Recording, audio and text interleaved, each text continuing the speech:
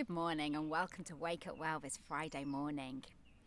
We're on to chapter 24 of Proverbs now, our devotional series as we look at what the Bible says about wisdom. I'm Naomi, part of a team here. We're going to start on verse 17. I'm using the Passion Translation today. Never gloat when your enemy meets disaster, and don't be quick to rejoice if he falls.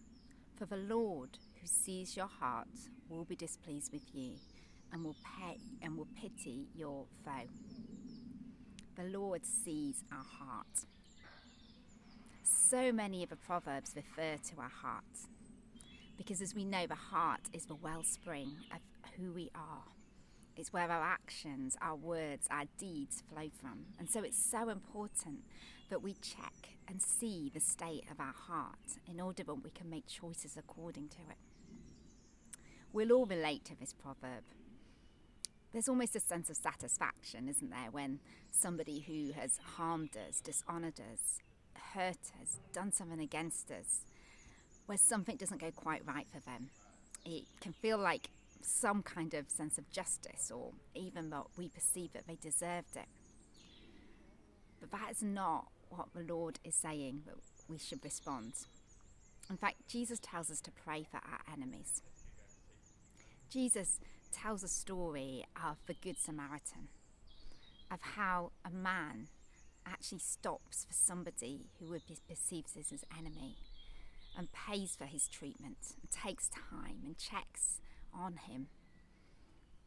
We've a lot to learn about this.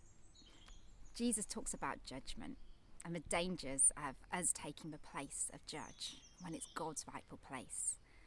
And the meaning of that is that we get judged by our own standards. We'll jump to verse 28. Why would you be a false accuser and slander with your words? Don't ever spitefully say, I'll get even with him.